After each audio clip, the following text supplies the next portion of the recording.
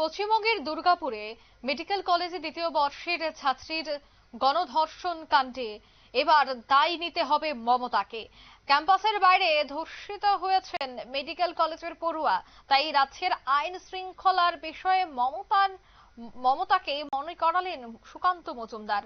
আইন শৃঙ্খলা রাজ্যের বিষয়, তবে কেন নেই আইন শৃঙ্খলা? কেন প্রতিনিয়ত এই ধরনের ধর্ষণের শিকার হচ্ছেন পড়ুয়ারা?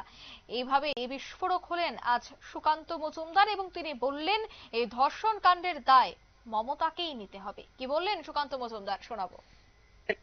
Mamata Banerjee is issuing a falsified statement because the incident did not happen inside the campus. The student belongs to private medical college, but incident happened outside the college. So Mamata Banerjee again trying to mislead the people of West Bengal.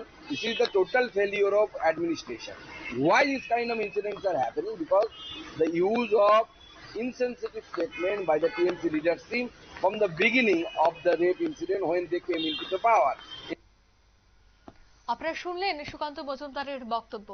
আইন শৃঙ্খলা সম্পূর্ণ রয়েছে রাজ্যের হাতে, আর সেই রাজ্যের মুখ্যমন্ত্রী হচ্ছেন মমতা বন্দ্যোপাধ্যায়। তিনি অন্যদিকে পুলিশ মন্ত্রী, কিন্তু তারপরেও কিভাবে এই ধরনের ধর্ষণ কাণ্ড করছে, তবে অবশ্যই মমতাকে এর দায় নিতে হবে বলেই বললেন সুকান্ত মজুমদার। নিয়ে নিচ্ছে ছোট্ট একটি বিজ্ঞাপন বিরতি, সঙ্গে থাকুন।